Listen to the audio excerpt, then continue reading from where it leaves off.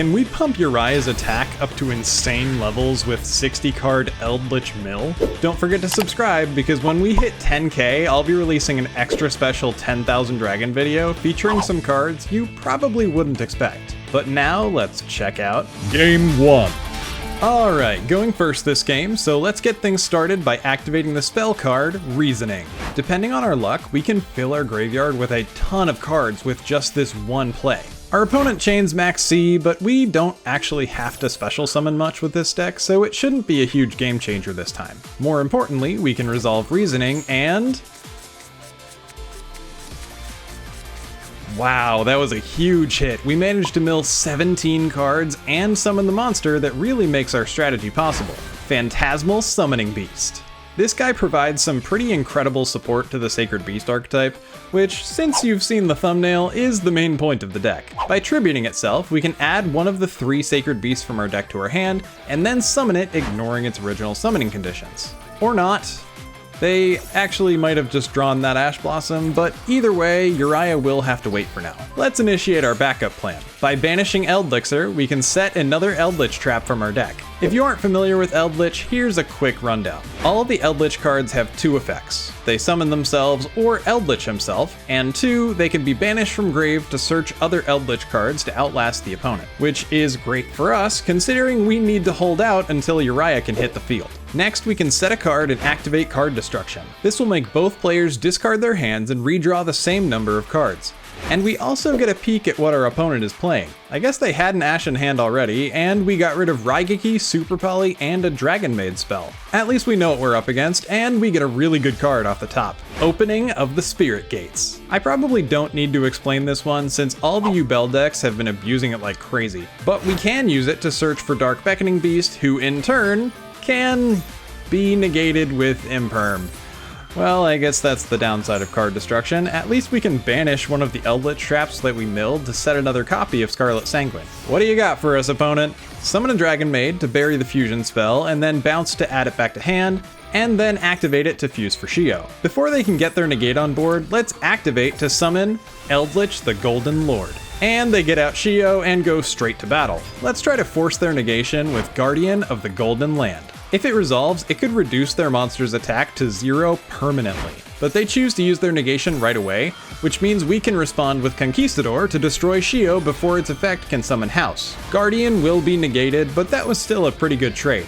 But before ending their turn, they use Super Poly to fuse away our 2 Eldlich cards and summon Garura, who can attack over our monster and deal double damage. Unfortunately for our opponent, they don't have any cards left in hand, which means this duel is all but decided since we can draw literally any card in our deck and win the game here. Not only does Opening of the Spirit Gates search one of our fiends upon activation, we can also discard a card to summon a fiend with 0 attack from our graveyard, which will of course be Phantasmal Summoning Beast. Let's tribute it to search and summon Uriah, Lord of Searing Flame. This off-brand Slifer is the real reason we're playing a 60-card deck full of random traps and self-mill cards. You see, Uriah gains 1000 attack for every continuous trap in our graveyard, and since we had that killer reasoning earlier, there are a total of 15 continuous traps that are boosting his power all the way up to 15,000, which is more than enough to finish this duel. Don't forget to hit that like button before we check out Game 2.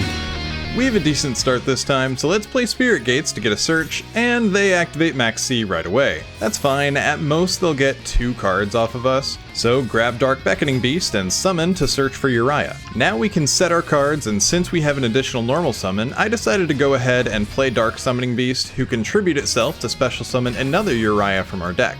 And we are up against Pearly!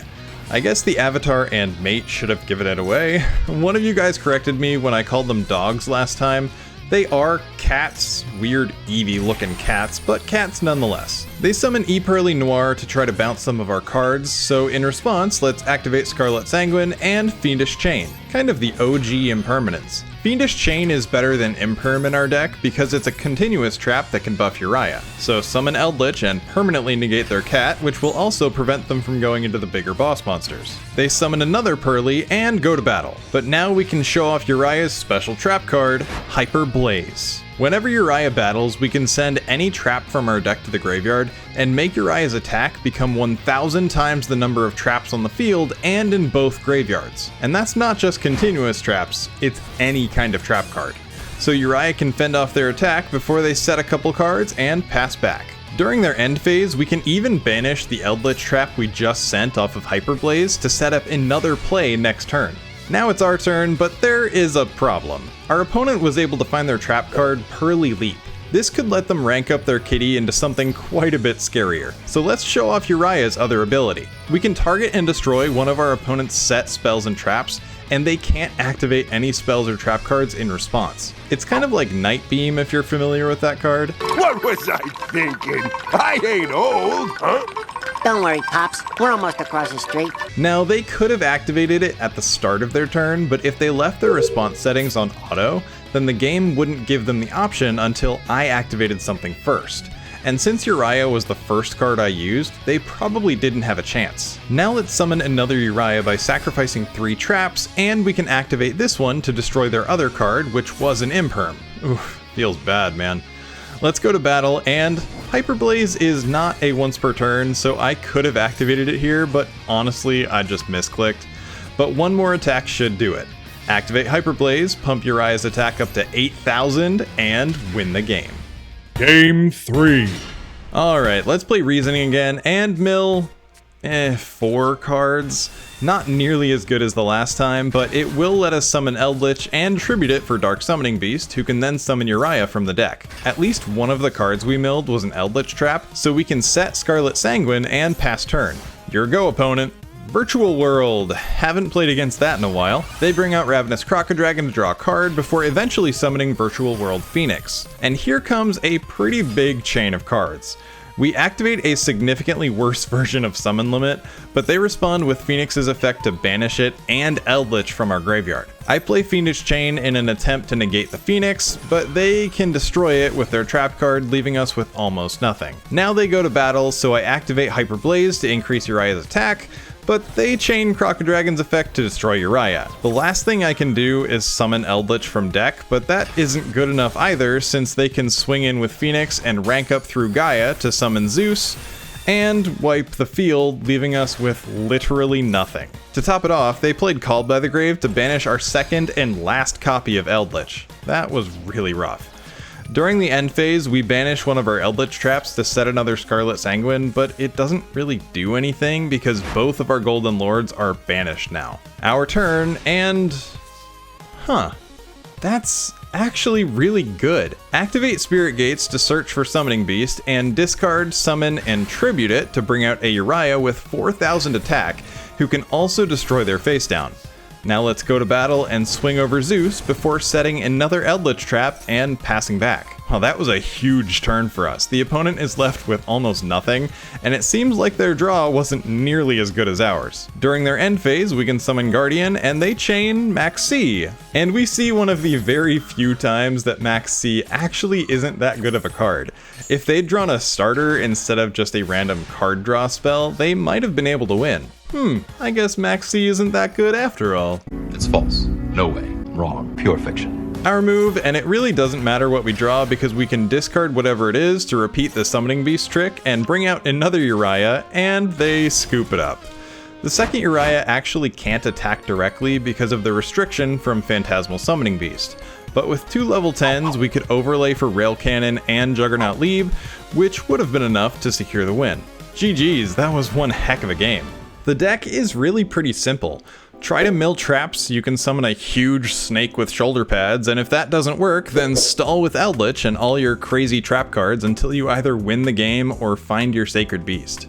And I'm sorry about that shoulder pad line, you probably won't be able to unsee it anymore. Wait, does Slifer have shoulder pads too? You're pushing it, but I guess I'll let you off the hook this time. But I do feel the need to discuss the elephant in the room. Hyperblaze is a cool card, but it does not work the way you think it does. At least, the last part doesn't. It has 3 effects.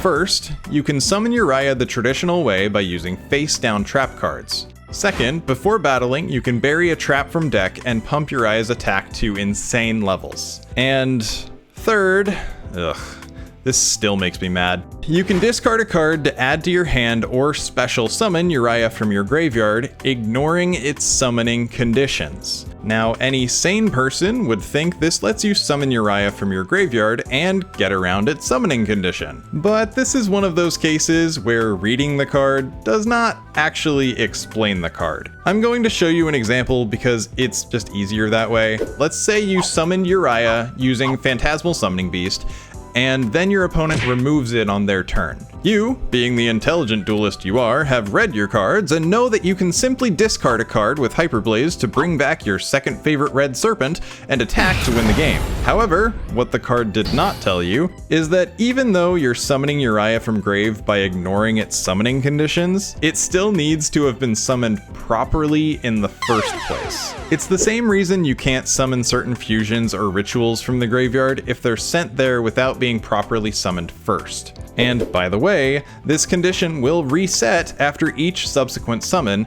since Hyperblaze and Phantasmal Beast don't summon it properly. In short, if you don't summon Uriah by sacrificing 3 traps the first time, you will not be able to revive it with Hyperblaze's third effect. I would show example footage here of me repeatedly making this mistake, but I'm pretty sure I was so mad about it that I didn't save any of the footage. So much for tranquility. But that silly interaction aside, I think the deck is a super fun way to use a card that is otherwise pretty useless. While you can definitely get wins with just the Eldlich backup plan, Uriah is really the star of the show in this deck, being able to reach some really absurd attack levels when things go right. But you guys know the deal, we still have to check out Bonus game.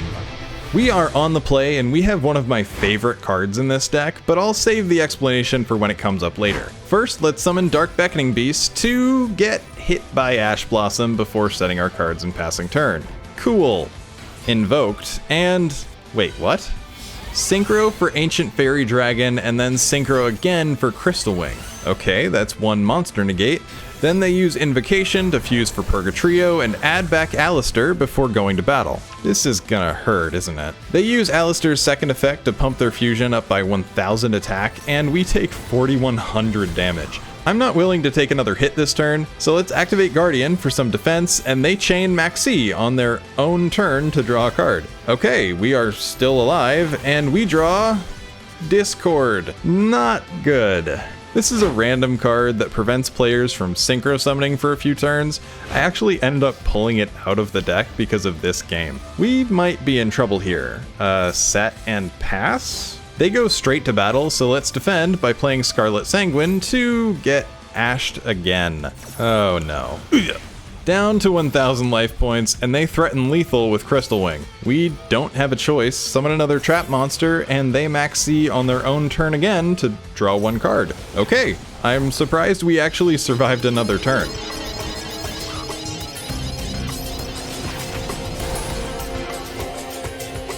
Save again! Stop that! And we drew Impermanence. That's actually not bad. Let's banish and set another Eldlich trap for defense, set Imperm and our last Scarlet Sanguine before passing back. They play the Gene Ritter field spell and threaten lethal again with Crystal Wing. Okay, if they have the third Ash Blossom, I am not going to be happy. Let's play Guardian and try to summon Eldlich one more time. Okay, it resolves. Now Guardian can reduce Purgatrio's attack to 0 permanently. Crystal Wing destroys our Eldlich, but we are somehow still alive. The problem now is that they get to summon 3 monsters for free, one of which makes searching difficult and can negate any card effect. But since we drew Impermanence last turn, we might just be able to win here. The only thing we need is for this reasoning to fill our graveyard with enough continuous traps that Uriah can attack for lethal. We can set another Conquistador, and here goes nothing. Activate Reasoning and mill. Ooh, 7 continuous traps. Now let's summon Eldlich again and activate that card I mentioned at the start of the game. Apophis, the Swamp Deity. This card can summon itself as a trap monster and then negate face-up cards equal to the number of other continuous traps we control. If we chain Discord, it would make 2 others, so we can negate both Har and Crystal Wing. And since we have just enough traps on board, we can sacrifice all 3 to summon a Uriah with 11,000 attack. Just to be safe, let's destroy that face down, and I'm sorry friend, Crystal Wing is already negated. Now we can head to battle, and that 0 attack Purgatrio that tortured us for the last several turns seems like a good target. Well, I hope you guys enjoyed. If you did, be sure to hit that like and subscribe button because we are so close to hitting 10K. I hope you guys have a great day, and I will see you in the next one.